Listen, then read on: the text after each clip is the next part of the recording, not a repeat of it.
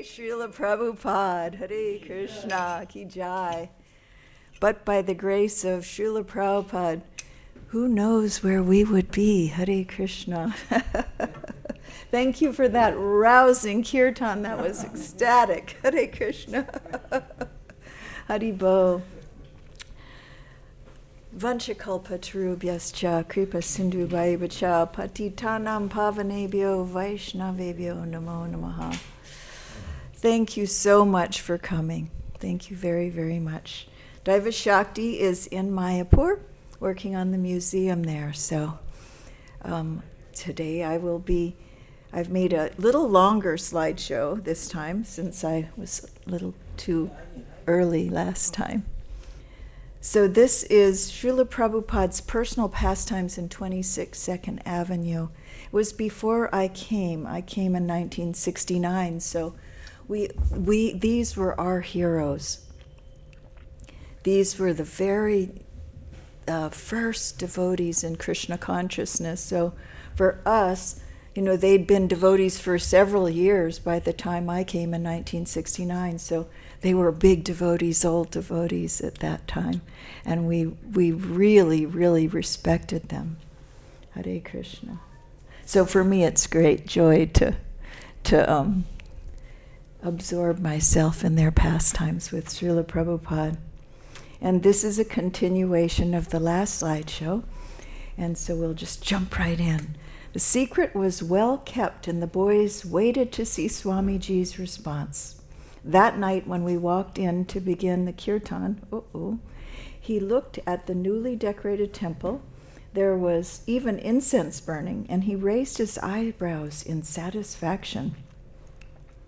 They had decorated, or this soon there's, looks like I didn't get it in Balaram font on this slide. Let's see. So he looked at the newly decorated temple. There was even incense burning, and he raised his eyebrows in satisfaction. You are advancing, he said, as he looked around the room and smiled broadly. Yes, he added, this is Krishna consciousness. His sudden happy mood seemed almost like their reward for their earnest labors. He then stepped onto the platform, and while the boys held their breaths, hoping it would be sturdy, and he sat looking out at the devotees and the decorations. There's been many times where Prabhupada danced. There was one time in India where he was dancing like anything. And the platform, people were holding up parts. They were really worried that it would collapse. And then there was another time Srila Prabhupada was dancing in Trafalgar Square in England, London.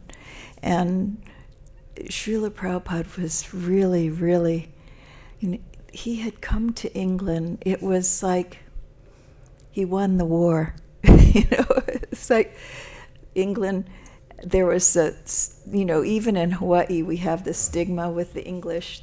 In Hawaii, our flag is half English and half American, because the British were colonizing everywhere. So when Srila Prabhupada took over London and the Rath Yatra cart was coming down the avenue, he was dancing like anything. And when he was dancing, the crowd was going wild. I mean, really wild, because to see Srila Prabhupada dancing, you just went into ecstasy. So everybody was feeling massive ecstasy, and it was like everyone was 3 feet off the ground, and the police were getting worried. They literally went up to Shruta Kirti and he said, can you stop him? Can you tell him to stop? The crowd's getting very excited. And Shruta Kirti turned to the policeman and said, you stop him.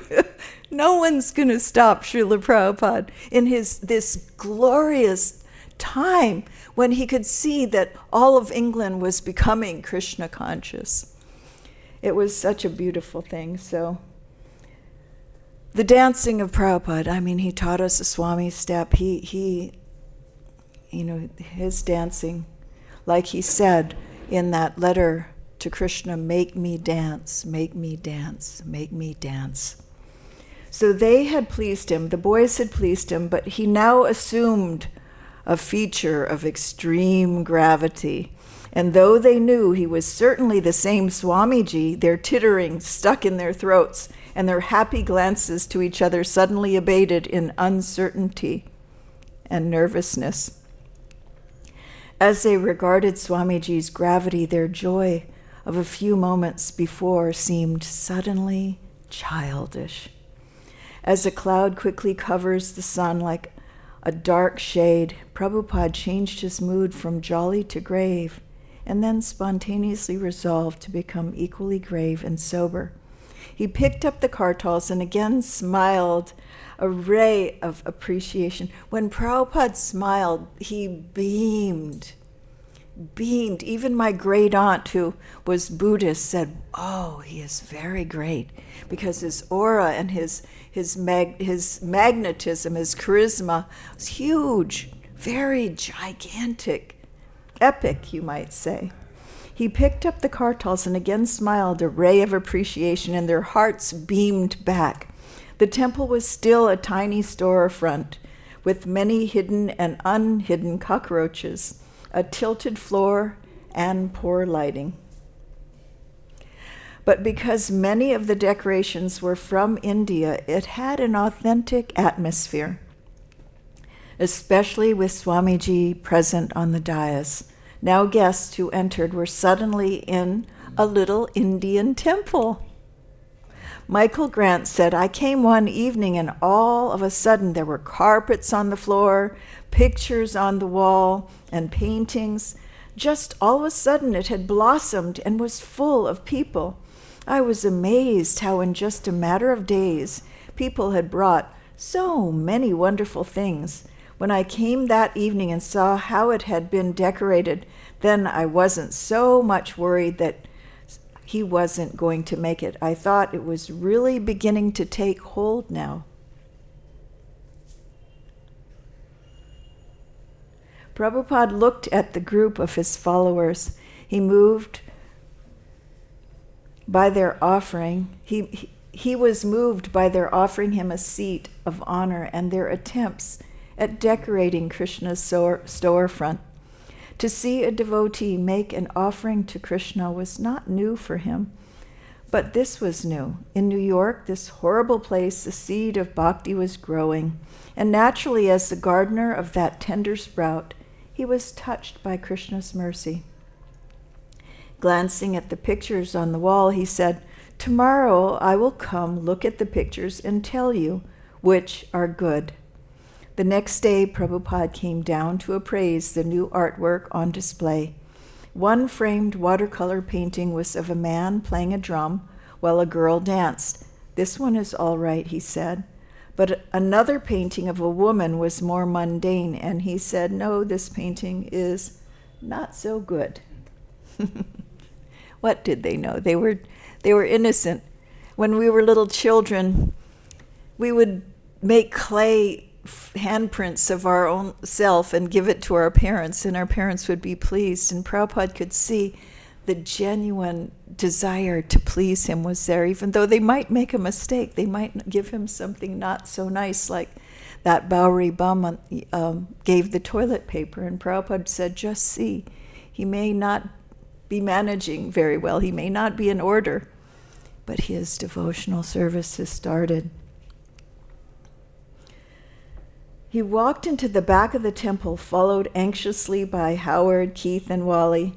When he came upon the painting of the six-armed person, he said, "Oh, this is very nice." "Who is it?" Wally asked. "This is Lord Chaitanya," Prabhupada replied. "Why does he have 6 arms?" "Because he showed himself to both Ramananda, to be both Ram and Kanaya, Krishna. These are the arms of Ram, and these are the arms of Krishna." "What are the 2 other arms?" Keith asked. "These are the arms of a sannyasi." He went to the next picture. "This is also very nice." "Who is it?" Howard asked. "This is Hanuman." "Is he a cat?" "No," Prabhupada replied, "he is a monkey." Hanuman is glorified in the scripture Ramayan as the valiant, faithful servant of Lord Ramachandra. Millions of Indians worship the incarnation of Lord Ram and his servitor Hanuman, whose exploits are perennially exhibited in theater, cinema, art, and temple worship. In not knowing who Hanuman was, the Mott Street boys were no less ignorant than the old ladies uptown, who, when Prabhupada had asked whether any of them had seen a picture of Krishna, all stared blankly.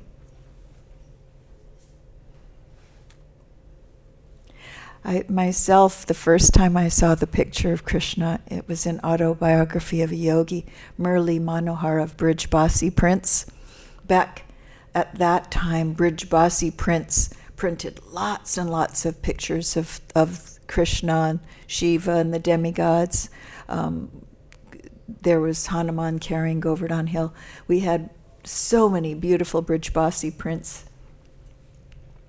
And the older you are, you see these artists that come and go, like there was B.J. Sharma, and now he's gone. There are eras, generations of devotional artists, and Prabhupada created a renaissance of art. His interest in art and having the artist produce a body of work to decorate his books, and he was very careful about explaining exactly how they should look. And we ourselves, we had conceptions of what was beautiful. And Prabhupada educated us as to what the factual standard of beauty was. Like there was I think someone had done a painting with a kind of drawn face, and Prabhupada said, no, he called it Galtobra. He said, this is the face of a person with Galtobra. It's not auspicious. It's auspicious faces are rounder, they're and he also taught that the proportions of the demigods and Krishna were different. They were, if you're a regular artist today, you will do one head and then take that head, and 8 heads is how tall a human body is, the proportions of a human body. But Prabhupada said, no, this is not so. The heads are bigger. It's 1 to 7. So you would get 7 heads tall and he instructed very carefully how to make adjustment to have reality in the pictures. And he also taught the other thing, because I got a little bit of chance to do some art. And he taught the first thing you do when you approach a painting that you're doing is you bow down and you ask the Lord to appear. It wasn't a small thing to actually invite the Lord to appear on canvas or invite the Lord to appear in a deity form. It's an actual meditation to call and welcome and ask the Lord to appear himself. So he taught us all these things we didn't even know. He taught us that we weren't to pick any flowers at night. He said you have to ask the tree, and while the tree is awake, you get the flowers, and then you offer them to Krishna. So he taught us that trees were persons too. He taught us so many things that we weren't very aware of. The Lower East Side mystics didn't know Hanuman from a cat, and they had brought back from their hashish version of India a picture of Lord Chaitanya Mahaprabhu without even knowing who he was. Even there was an important difference between these boys and the ladies uptown.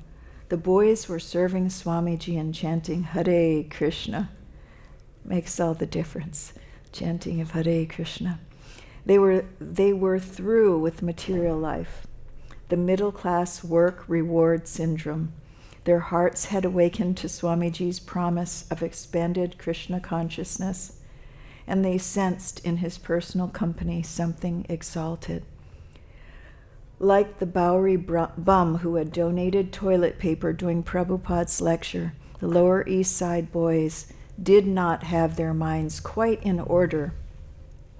And yet, as Prabhupada saw it, Krishna was guiding them from within their hearts. It was a wild time. Actually, it was the 60s. It was a wild time.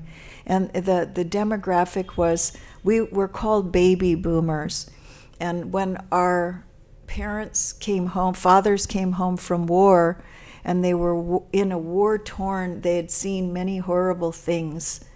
They came home to their families, and they begot children. And those children became objectors to war, because the consciousness of their parents had come. The father had seen horrible things. They may not have been Kshatriyas. They weren't designed to be in war. So when a class of a very huge, when they say boom, like there are different times where there'll be big disasters, and there'll be a whole bunch of children born afterwards because everybody would be confined to home. And the same thing happened when the men came home from war. Suddenly there was a huge number of children produced. But we became the objectors. They were drafting us and sending us off to Vietnam, and Prabhupada was saving us. It was saving us from horrible, horrible ravages of continuing war. So we were anarchists in a sense, that we were bucking the establishment. We were going against what was the accepted way of being. And we were ripe for it. Prabhupada came to the right place where there was a revolution of spirit. And he came, and we had been we could have been gliding down to hell.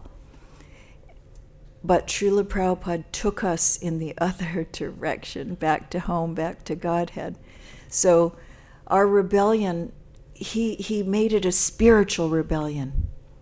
And he saved it. There was one of my godbrothers, he literally had a meeting with him, and he said, please don't go to the war. And when he came, he went anyway, and he came back with a plate in his head and one arm off. And he came right back to Srila Prabhupada. One of my godbrothers was a medic in the war. He spent 16 years. Many of you may know him, Radhapati. Radhapati was a medic in the war, and he had 300 men die in his arms. And the first thing he asked Prabhupada as soon as he met Srila Prabhupada is, what were they so terrified of? Big, strong soldiers, terrified at the time of death. And Prabhupada taught him about the Yamadutas. And Radhapati spent 16 years here in Vrindavan with a spray bottle of Jamuna water, getting everybody to chant Hare Krishna, and he would spray them with Jamuna water because he knew that he was trying to solve the very problem that he saw, the terrible fear that these 300 men went through. He himself was killed, and he sat up in the body bag. Somehow he came back to life after being dead for some time. And he became a great devotee of Srila Prabhupada's. We used to go on Harinam Sankirtan and book distribution, and we would go down a street, and he would not know we went down. He'd go down that same street and distribute so many books to the places we just went to. He was so dedicated to keep people from being afraid of death. So this was one of Prabhupada's. We all were coming from some pretty painful backgrounds. Things that were going on in the world were really hard, and Prabhupada pulled us out of. They said, this system here, it's written as a work and reward system. But even worse than that, if you didn't go to college, then you would be sent to the slaughterhouse. Prabhupada called the theaters of war the slaughterhouse. And he said, if you want to stop war, you stop the slaughterhouse, because the slaughterhouse is where you're sending so many cows to slaughter. So the reaction is that your young men have to go to the slaughterhouse of war. That is the reaction. And every year we were going to these peace conferences, and there are all these religious organizations speaking about peace.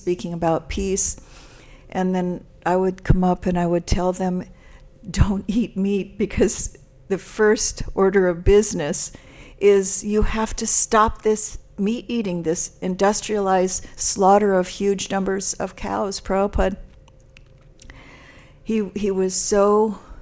he said, of course, we're not just vegetarians, we're prasadamtarians. Whatever we take, we offer to Krishna.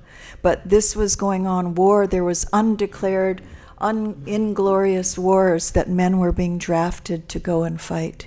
Even though they were, in their psyche, they weren't really equipped for it. They weren't Kshatriyas by nature. So Srila Prabhupada knew that they would change for the better by chanting and hearing about Krishna. The summer of 1966 moved into August, and Prabhupada kept good health. For him, these were happy days. New Yorkers complained of the summer heat waves, but this caused no inconvenience to one accustomed to the 100-degree plus temperatures in Vrindavan blazing summers. It is like India, he said, as he went without a shirt, seeming relaxed and at home. He had thought that in America he would have to subsist on boiled potatoes. Otherwise, there would be nothing but meat. But here he was happily eating the same rice, dal, chapatis, and cooked in the same 3-stacker cooker as in India. I was just, Govindadasi gave me the Prabhupada's cooker, 3-stacker cooker, so I just sent it to the Mayapur Museum, Prabhupada's stacker cooker. And it's, when Shruta Kirti was traveling with the cooker, he had it, the top made round, so he could make a chaunch in the top, but before that, the top was flat. So the one that Govindadasi gave to me, they were curious about it because it didn't have the rounded top that everyone was more accustomed to. But Shruti Rupa knew that previously the cooker was flat on top, not rounded, and that Shruta had crafted it in such a way to make it easier for making chaunchas and everything. The work on Srimad Bhagavatam had also gone on regularly since he moved into the 2nd Avenue apartment, and now Krishna was bringing these sincere young men who were cooking, typing, hearing him regularly, chanting Hare Krishna and asking for more. Prabhupada was still a solitary preacher, free to stay or go, writing his books in his own intimate relationship with Krishna, quite independent of the boys in the storefront. But now he had taken the International Society for Krishna Consciousness as his spiritual child. The inquiring young men, some of whom had already been chanting steadily for over a month, were like stumbling spiritual infants, and he felt responsible for guiding them. They were beginning to consider him their spiritual master, trusting him to lead them into spiritual life. And though they were unable to immediately follow the multifarious rules that Brahmins and Vaishnavas in India followed, he was hopeful. According to Rupa Goswami, the most important principle was that one should somehow or other become Krishna conscious. People should chant Hare Krishna and render devotional service. They should engage whatever they had in the service of Krishna. And Prabhupada was exercising this basic principle of Krishna consciousness to his furthest limit the history of Vaishnavism had ever seen. He went to Patala, it's like New York City, the Bowery. He went to the places that were fraught with alcoholism and drug addiction. When I was at the San Francisco temple for a year, and one day I was a little late for Mangalartik, so I was running to Mangalartik, and there was a drunk hobbling along, stumbling along, and he turned around with a knife in his hand. He was afraid of me. He thought I was running to attack him. But actually, so I said, "Oh no, I'm not going to hurt you." And he relaxed. But this was the neighborhood that we were in, neighborhood that the mercy of the Lord comes to the most fallen, the most fallen. And he came right to our place, and he spoke in our language. And at that time, dancing, nobody had seen a religion that danced. You think about it. Usually the Hindu traditions there was some bhajans and meditation and yoga and breathing, but no dancing, no dancing. But if you think about what people are mad after, they go to the nightclubs to sing and dance and have intoxication and association with women in the dead of night to these nightclubs. And we get up at 4:30 in the morning and sing and dance for Krishna. So it was like you take what people find great pleasure in, but you transcendentalize it. Prabhupada just transcendentalized it. So the propensity to enjoy in this way, but just adding Krishna, just add Krishna. He changed our lives. He completely changed our lives. They were beginning to consider him their spiritual master. Oh, didn't we just... Oh, looks like I might have... Yep, I did. I did it twice. Although he was engaging the boys in cooking and typing, Prabhupada was not doing any less himself. Rather, for every sincere soul who came forward to serve, 100 came who wanted not to serve, but to challenge. Speaking to them, sometimes shouting and pounding his fists, Prabhupada defended Krishna against the Mayavad philosophers. I was a Mayavad. I literally was a book distributor. For the book that I would distribute was called The Impersonal Life. I was a meditating yogi, Mayavadi person. And at the time, too, if you think about it, sometimes when I'm very frustrated in my life, I'll make a joke and I'll say I have an urge to merge. It's because it's a kind of spiritual suicide, and I don't know how any of you have felt in your life, but sometimes you get pretty frustrated and you're suffering terribly. And so the idea of merging with God sounds like a relief. And we were young people in the prime of our life, and we saw our friends going off to war. They were drafted. They didn't even want to go. They did not want to go. And there was all these riots and revolutionary upheavals because people were objecting. There was conscientious and unconscientious objectors. They were both types, those that were just flat out against it. And Prabhupada, he created a spiritualized, he said he made hippies into happies, because we were at this crossroads in our life, and he gave us Krishna. He didn't take anything away. It was sing, dance, but do it for Krishna. So, and we were odd. We were odd. We were culturally an anomaly. They did not know we were an ancient culture from India. They had no idea. They thought we were just strange altogether. And we were not embraced socially. It took a special kind of person to actually... You see, some people would go by putting their ears, covering their ears because they were truly demoniac. So Prabhupada had to deal with those types of challenging folks. And he would tell us, he was very bold about it, kick on their face. If they say they're God, kick on their face. Just see what kind of God are you.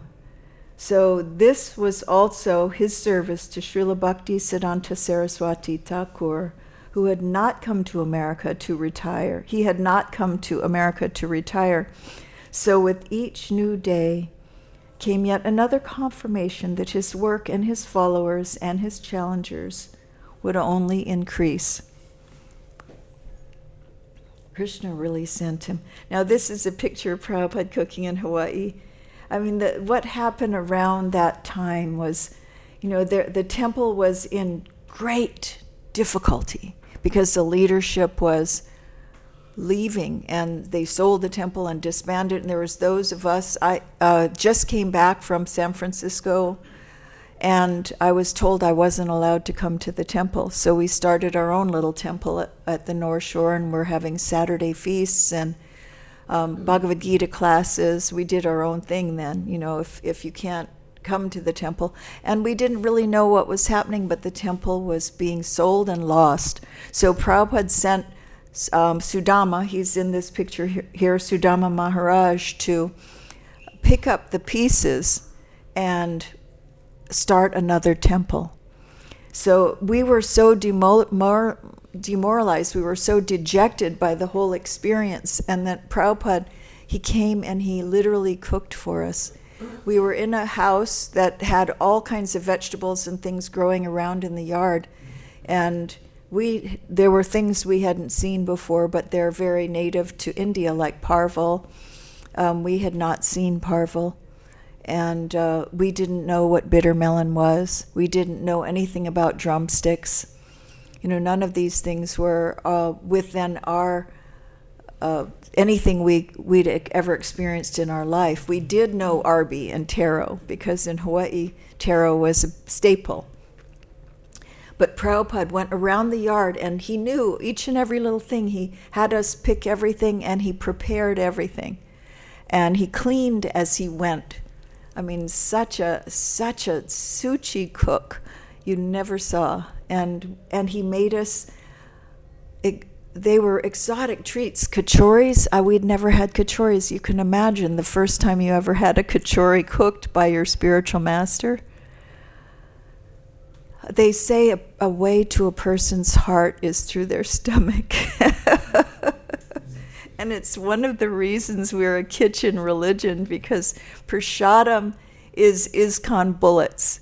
It will slay. Like when one Mataji was complaining about her husband, he's not chanting Prabhupada.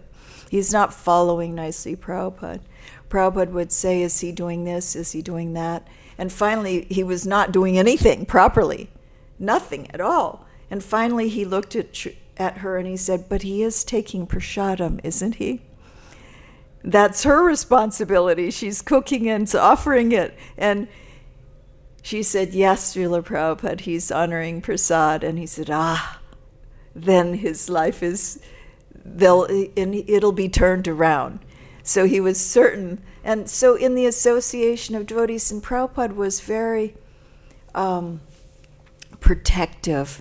In this individual case, he could see the lady was strong enough to try to bring her husband out of that, just like Pishama too.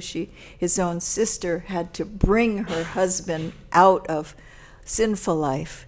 And that was what Prabhupada was doing for us. He was bringing us out of sinful life, even if it was just getting us by the tongue, feeding us kachoris and tomato chutney and squash blossom. Have you ever had a squash blossom pakora? They take flowers and they dip it in pakora and fry it. Oh, it's so delicate. It's a gourmet treat. So Prabhupada captured us all by the tongue. And he got us chanting Hare Krishna. So although he was engaging the boys in cooking and typing, Prabhupada was not doing any less. Rather, for every sincere soul who came forward to serve, 100 came. Again, we are reading the same thing twice. So Prabhupada took care. How much would he do was up to Krishna. I'm an old man, he said. I may go away at any moment. But if he were to go away now, certainly Krishna consciousness would also go away. Because this Krishna conscious society was nothing but him. His figure leading the chanting while his head moved back and forth in small motions of ecstasy. His figure walking in and out of the temple, through the courtyard, or into the apartment. His person sitting down, smiling to discuss philosophy by the hour. He was the sole maintainer of the small, fragile, controlled atmosphere of Krishna consciousness on the New York Lower East Side. And we were so foolish, like once someone called him at 11 o'clock at night, and said, Srila Prabhupada, how are you doing? And Prabhupada replied, is now the time to inquire? Prabhupada, when you think about it from the perspective of psychologists, they'll even say, like, if you want to say something and in a way that no one will defend, you ask a question. You ask a question, like you said, is now the time to inquire? He didn't say, what the heck are you calling me at this ungodly hour? He didn't, nothing like that. Just, he would catch you by surprise. Continually, Prabhupada could catch you by surprise.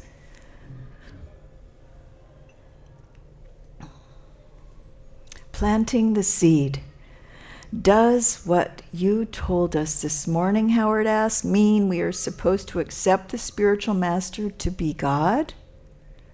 This was a big thing because the impersonalist thing is you meditate, you're going to get all these siddhis, you're going to become you can control people's minds, manifest objects out of thin air, travel anywhere. They give you all these promises of all these siddhis you're going to get if you just do yoga and you do this and that. So here, and what is the end result? You become God. So here is an innocent one of his children asking. And so Srila Prabhupada replied, that means he is due the same respect as God, being God's representative. Prabhupada replied calmly. Then he is not God? No, Prabhupada, God is God. The spiritual master is his representative. Therefore, he is as good as God because he can deliver God to the sincere disciple. Is that clear? This is from a dialogue with Harigriva. Just see this one picture, the joy of Srila Prabhupada surrounded by his disciples and the energy. Everyone has said the amount of energy that Srila Prabhupada, how he could just chant and play the mridanga, it was out of this world. He was surrounded by young men who couldn't even keep up. If you went on a morning walk with Prabhupada, you could hardly keep up. When he paid his obeisances, dandavats, it was so graceful. I could hardly get up off the floor these days, and I'm about to be 73. Srila Prabhupada, and even in 1974, 75, he was still so graceful in the manner and way that he would pay his obeisances, the way that he would move his hands, the way he would drink, the way he drank from the goblet. Sorry, I didn't turn the ringer off.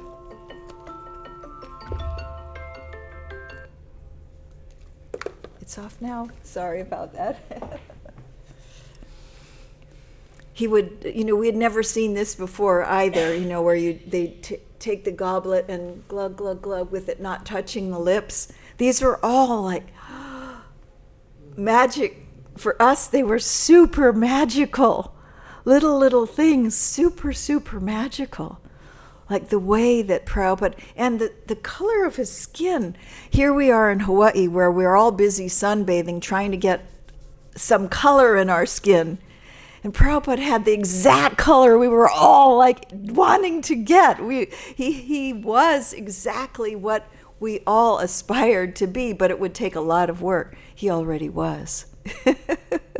Even from a mundane perspective, Srila Prabhupada's beauty was, we were all madly in love with him, frankly, really. Even though he was at an advanced age, just the grace of the way that his lips moved and the boom of his voice and the way that his hands would move. When he would give a class, you could just get, I would sketch his lips or his nose because I was the artist, so I would enjoy meditating on the form of Srila Prabhupada.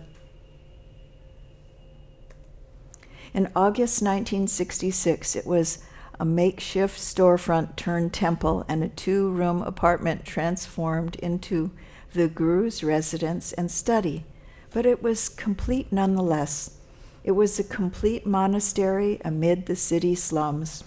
The temple, the storefront, was quickly becoming known among the hip underground of the Lower East Side.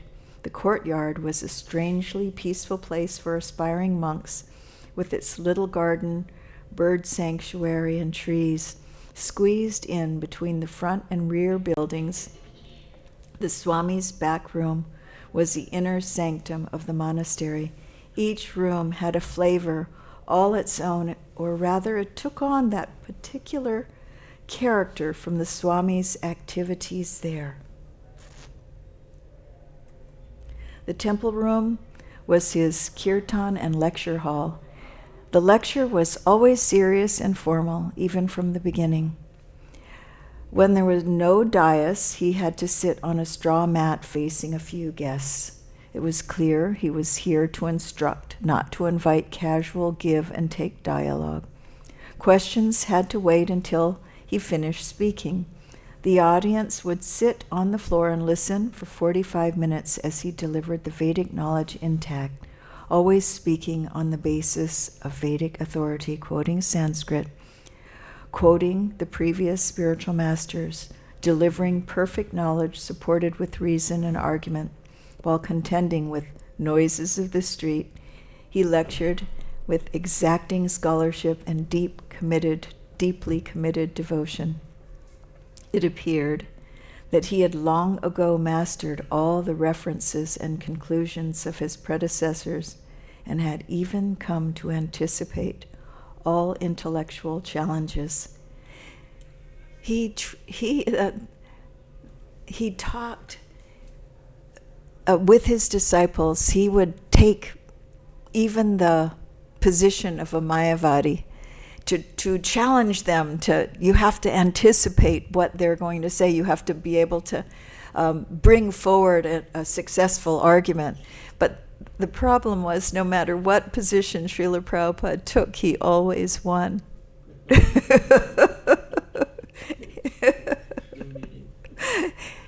What to do? That was just our spiritual master, no matter what. And he sometimes talked in a language that no one understood, and it wasn't Hindi. He would talk in this other worldly language that no one understood. There was something like, I was remembering, Shruta was telling one story about when he was massaging Srila Prabhupada and a kitten came and was licking Srila Prabhupada. And I don't know if you know how cats' tongues are, but they have like Velcro on them. They're very rough. The tongue of a cat isn't like a soft thing like a human tongue or a cow tongue. It's like sandpaper. And Prabhupada tolerated this cat was licking the oil on his body. Can you imagine this cat? There's so many stories about animals getting so much mercy of Srila Prabhupada. And finally he swished the cat away after some time. It was getting to be a nuisance in interfering with his massage.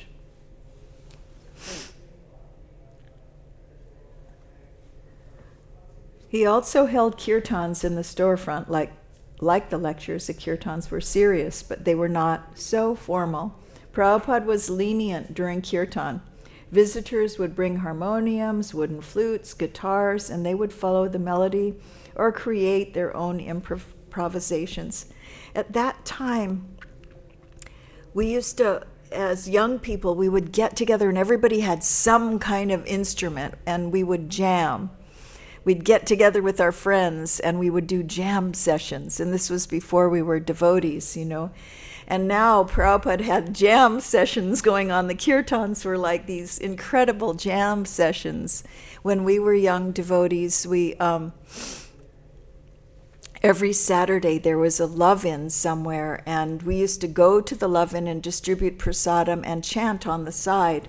And the hippies would dance and everything like that, but we fit right in. We went to all the concerts, but we stayed outside and chanted to ourselves and distributed prasadam and back to Godheads. But we were very much part of the youthful culture at that time.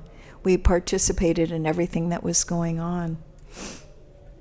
Just like Prabhupada came to us, we also went out to the public. And we brought people back to the temple. So this improvisational environment was going on at the time. Someone brought an old string bass and bow, and an inspired guest could always pick up the bow and play along. Some of the boys had found the innards of an upright piano waiting on the curb for someone's garbage, and they had brought it to the temple and placed it near the entrance. During a kirtan, freewheeling guests would run their hands over the wires, creating strange vibrations. Robert Nelson, several weeks back, had brought a large symbol that now hung from the ceiling, dangling close by Swamiji's dais. There's 5 minutes. Do you have any questions? I don't think I asked about questions last time. We still have more slides, so we can carry on. I will carry on unless someone has a question. But there was a limit to the extravagance. Sometimes when a newcomer picked up the kartals and played them in a beat other than the standard 1, 2, 3, Swamiji would ask one of the boys to correct him, even at the risk of offending the guest. Prabhupada led the chanting and drummed with one hand on the small bongo. Even on this little bongo drum, he played Bengali mridanga rhythms so interesting that a local conga drummer used to come just to hear. The Swami gets in some good licks. The Swami's kirtans were a new high, and the boys would glance at each other with widening eyes and shaking heads as they responded to his chanting, comparing it to their previous drug experiences and signaling each other favorably. This is great. It's better than LSD. Hey, man, I'm really getting high on this. And Prabhupada encouraged their newfound intoxication because this is healthy. This is healthy spiritual life to become intoxicated on the holy name. As maestro of these kirtans, he was also acting expertly as guru. Lord Chaitanya had said there are no hard and fast rules for chanting the holy name, and Prabhupada brought the chanting to the Lower East Side. Just that way. A kindergarten of spiritual life, he once called the temple. Here he taught the ABCs of Krishna consciousness, lecturing from Bhagavad-Gita and leading the group chanting of Hare Krishna. Sometimes after the final kirtan, he would invite those who were interested to join him for further talks in his apartment. That's one thing. Srila Prabhupada was like a lion on the Vyasasan when he preached. He preached the highest standard, but in his quarters he was gentle as a lamb, very compassionate, very understanding. He saw each person where they were and helped them towards Krishna. No matter where they were, he could appreciate their effort in Krishna consciousness, just how he had with this Bowery bum who gave the toilet paper. He could appreciate everything in relation to Krishna. From Hari Griva's Hare Krishna explosion, I never forget the first night I went to see Prabhupada. 4 of my friends were sufficiently interested to attend his class. When we began chanting the Hare Krishna mantra for the first time that July night, I was reminded of the services of the monks up in Hardwar. We played kartals and answered Prabhupada with the 16-word chant, Hare Krishna, Krishna Krishna, Hare Hare, Hare Ram, Ram Ram, Hare Hare. Prabhupada led the chant, sitting on the dais, clanging kartals rhythmically. It is not necessary to understand the words of the mantra, he told us. Just chant and listen. He explained, however, that Hare was an address to the universal energy. Ram meant the enjoyer, and Krishna meant all attractive and indicated the absolute truth, the supreme Godhead. His lecture was our first introduction to what he called Krishna consciousness. That is God consciousness. I think at the first meeting my friends were more impressed than I was, for I was afraid his approach was a little too esoteric to appeal to most Americans. But after the first 2 weeks, I didn't care about his mass appeal. I became conscious that I could learn something. I remember asking him about using psychedelic drugs for self-realization. You don't need to take anything for your spiritual life, he told me. Your spiritual life is already here. I knew he was right. He seemed naturally in a state of exalted consciousness, a state many try to trigger via psychedelics, and he promised he could teach me the same. Krishna is absolute, he told me. Krishna and Krishna's name are non-different. I'm going to stop here, right in the middle of the page, but we'll start right where we left off next week. Hare Krishna. Hari Hari Bo. Thank you so much for coming, Hare Krishna. I'm honored to be here, Hare Krishna.